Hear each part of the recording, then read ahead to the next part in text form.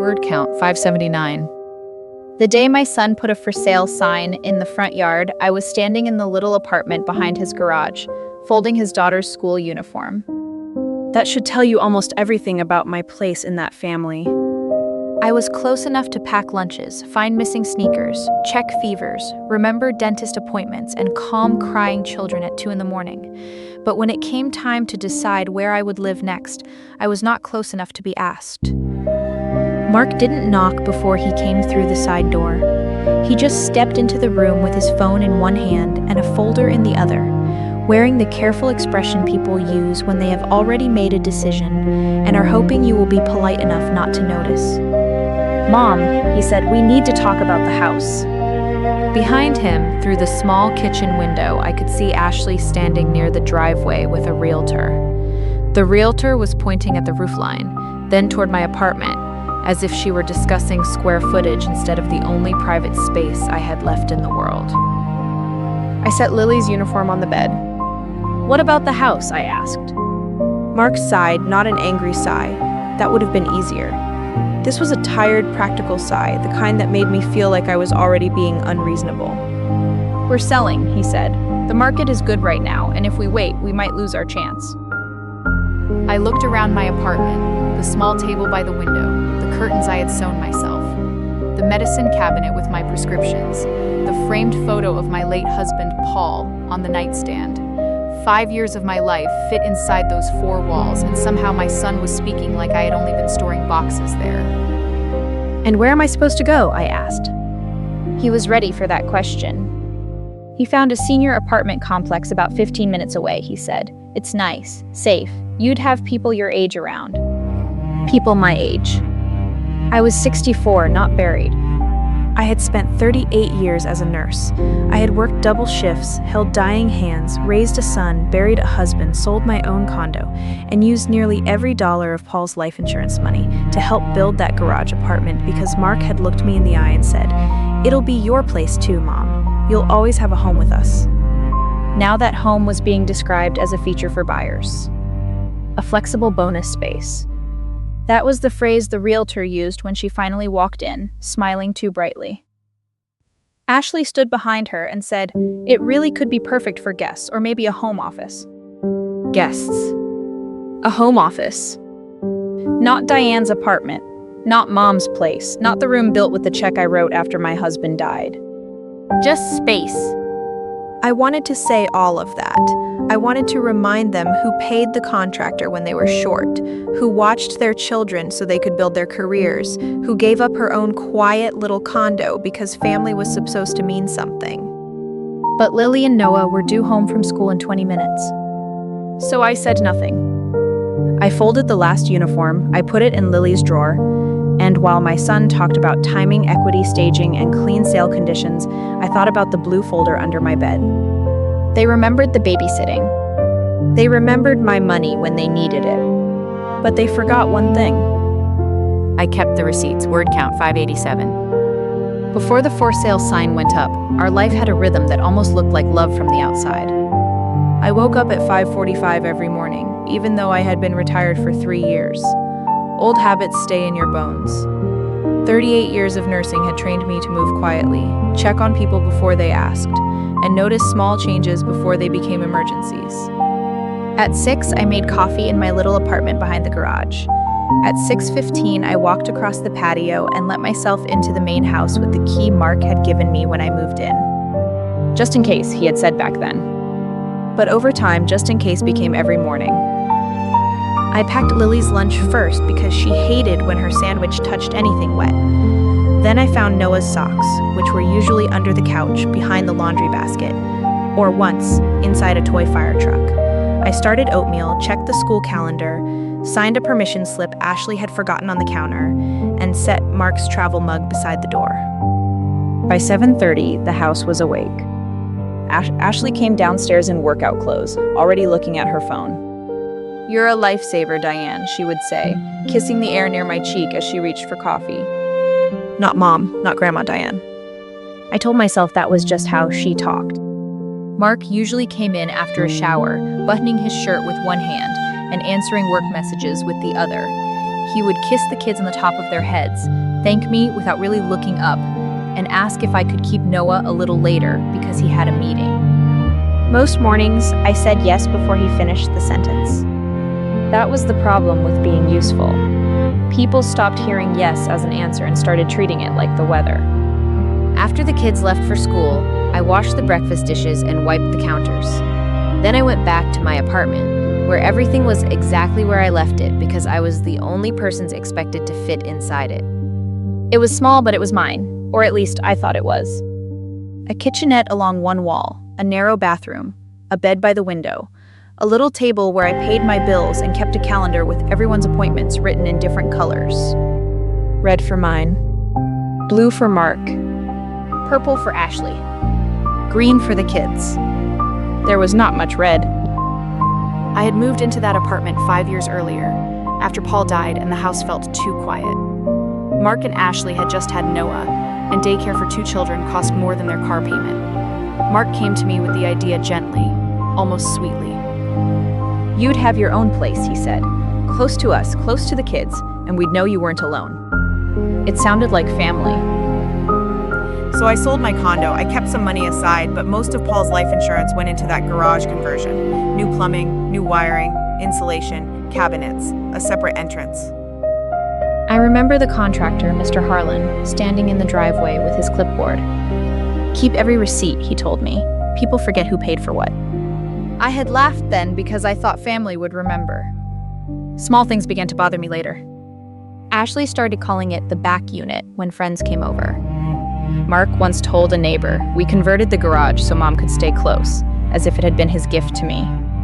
A realtor's postcard appeared on the kitchen counter one Thursday. Then another. Then I heard Ashley say, if we sell before summer, we can still get into the better school district. When I walked in, she stopped talking. Mark smiled too fast and asked if I could pick up Lily from piano that afternoon. And I said yes. Because I still thought being needed meant I belonged. Word count 584. The first time I asked about the money, I did it over dinner. That was my mistake. Lily was cutting her chicken into pieces so small they looked like birdseed, and Noah was trying to balance a pea on his fork. Ashley had made pasta, which usually meant she wanted the evening to feel normal. Mark was talking about mortgage rates as if he were discussing the weather.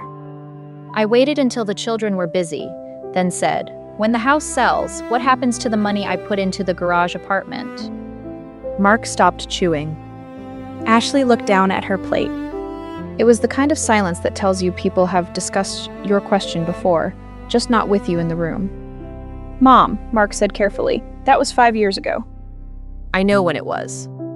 You helped us because we're family. Ashley reached for her water glass. And you've been living here rent-free, Diane. I mean, we never charged you anything. Rent-free. The word landed harder than it should have. I looked at the table, the meal I had helped prep, the children I picked up from school, the calendar on the fridge with my handwriting all over it, the permission slip I had signed that morning because Ashley forgot, the dentist appointment I had rescheduled twice because Mark had meetings. Rent-free. I wanted to say, do you know what full-time childcare costs in Austin? I wanted to say, do you remember who paid the contractor when your card was declined? I wanted to say, do you remember telling me this would always be my home? But Noah looked up and asked, Grandma, are you sad? So I smiled, that old nurse's smile, the one that says nothing hurts even when something does. I'm fine, honey, I said. I wasn't.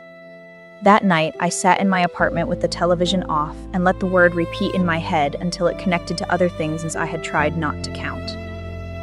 3 years earlier, Mark borrowed $3,000 after his truck transmission failed. He said he would pay me back after his bonus. The bonus came. The money did not. 2 summers ago, Ashley told her sister I loved helping with the kids, while I stood in the kitchen canceling a lunch with my friend Rosa because Ashley had booked a spa appointment and forgotten to ask me. Last Christmas, Mark gave me a framed photo of the children and said, "This is better than anything we could buy." I had smiled because I loved the picture. But that same week, I had paid for Lily's winter coat and Noah's asthma inhaler because Mark said things were tight. None of those moments had felt big enough to fight over by themselves. That was how it worked. A small favor became a habit became an expectation became something they believed they owned. The next morning, Ashley texted me a link to the senior apartment complex. It had cheerful photos, a courtyard, a game room, a woman with silver hair holding a mug and laughing at something nobody could see. Under the link, Ashley wrote, "Can you let us know by Friday? We need to keep the sale timeline clean." Clean. As if I were clutter. I put the phone face down on the table and looked around my little apartment, the curtains I had sewn, the pills lined up by the sink, Paul's photograph on the nightstand. Then I got down on my knees, reached under the bed, and pulled out the blue folder I had not opened in years. I did not know yet what I could prove. But I knew one thing. This was not one misunderstanding. This was the pattern finally showing its shape. Word count, 589. The blue folder was not dramatic.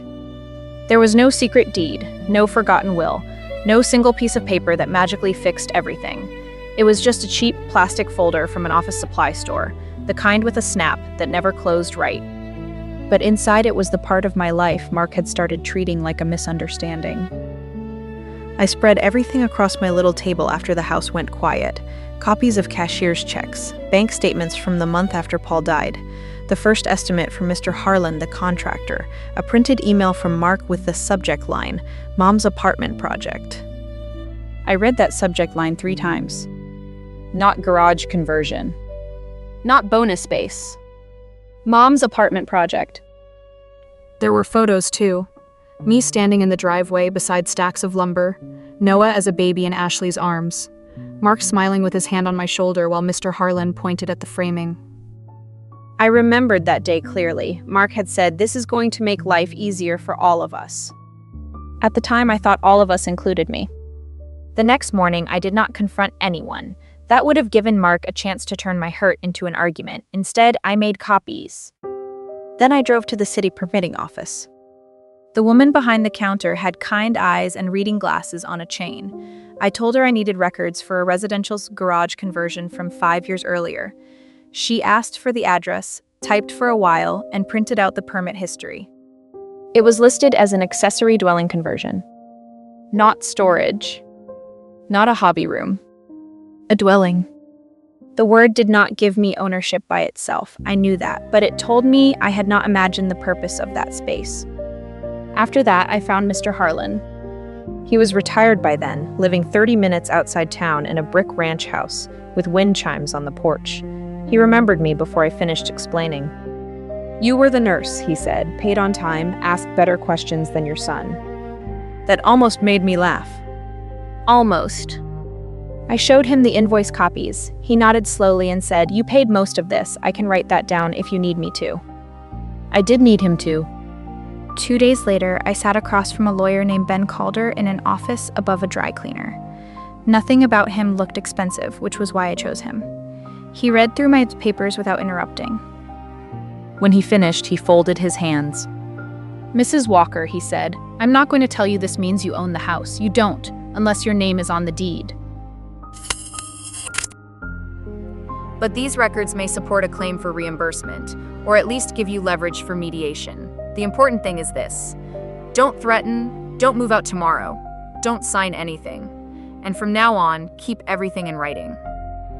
So I went home and built a timeline. The date I sold my condo. The date I transferred the money. The date the permit was approved. The date the final inspection passed. The years I watched the children every weekday without pay. I did not include that last part because I wanted to charge them for loving my grandchildren. I included it because the truth needed its full shape. Then I wrote Mark an email. I told him I was not trying to stop the sale. I told him I needed 90 days to find a safe place to live. I told him I expected a fair discussion about the money I had contributed to the apartment, and I told him I would no longer provide full-time childcare while being asked to disappear from the home I helped build. He called 3 minutes later. I let it ring. Then I texted one sentence. "Please put your response in writing." For the first time in 5 years, I did not explain myself more than that. Word count 580. Mediation did not look the way people imagine justice looks. There was no judge, no dramatic speech, no moment where Mark broke down and admitted everything. We sat in a small conference room with a scratched wooden table, a pitcher of water, and a clock that ticked too loudly on the wall. Mark sat across from me with Ashley beside him. He looked angry, but tired too, like the version of himself he had been defending was starting to cost more than he expected. Ben Calder sat next to me with a folder of copies, not the originals. I had learned that much. The mediator was a calm woman with silver hair and a voice that made every sentence sound practical. She did not ask who loved whom more. She asked dates, amounts, signatures, timelines, and what each person wanted to resolve before the house could sell. That helped me. Feelings had always been easy for Mark to dismiss. Paper was harder. I did not ask for the house. I did not ask for half the sale. I did not ask to punish anyone. I asked for 3 things. 90 days to find a safe place to live. Repayment of a fair portion of the money I had put into the garage apartment. And an agreement in writing that I would no longer be treated as automatic childcare whenever their schedule became inconvenient. Ashley looked away when that last part was read out loud. Mark said, "So now I have to schedule time with my own mother." I looked at him and said, "No, you have to ask." That was the first time I heard my own voice and believed it. The settlement we reached was not perfect. It did not give me back every dollar. It did not erase the word rent-free from my memory. It did not restore the trust that had been worn thin over 5 years of favors that became obligations. But it gave me enough. Enough for a deposit on a small duplex in Georgetown. Enough to replace the money I should never have had to defend. Enough to move without feeling like I had been thrown out with the old furniture. The house sale continued, just slower. Mark and Ashley still moved, though not into the neighborhood they had first wanted. I heard that from Rosa, not from them. For a while, Mark barely spoke to me unless it was about the children. That hurt more than I wanted it to. I loved my son, that was the complicated part. Loving him did not make what he did acceptable. Being hurt by him did not mean I wanted him destroyed. I moved on a cloudy Thursday with 2 hired men, Rosa's pickup, and more boxes than I expected.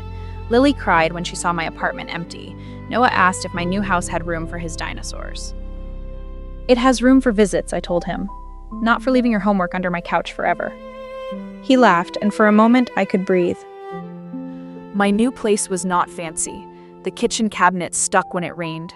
The backyard fence leaned slightly to the left. But the lease had my name on it. The mailbox had my name on it. The calendar on the refrigerator had red ink again. Red for me. A doctor's appointment I did not cancel. Lunch with Rosa. A watercolor class at the community center. One afternoon a week with Lily and Noah agreed on ahead of time. 2 weeks after I moved, Mark came by to install a shelf.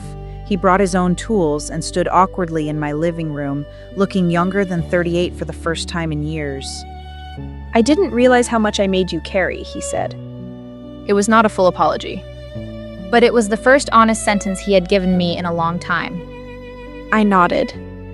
I don't need you to pay me back with guilt, I said. I need you to remember I'm a person before you need something. He looked down at the screwdriver in his hand. I'm trying, he said. Maybe he was, maybe he wasn't. I had learned not to build my life on promises that sounded good in the moment.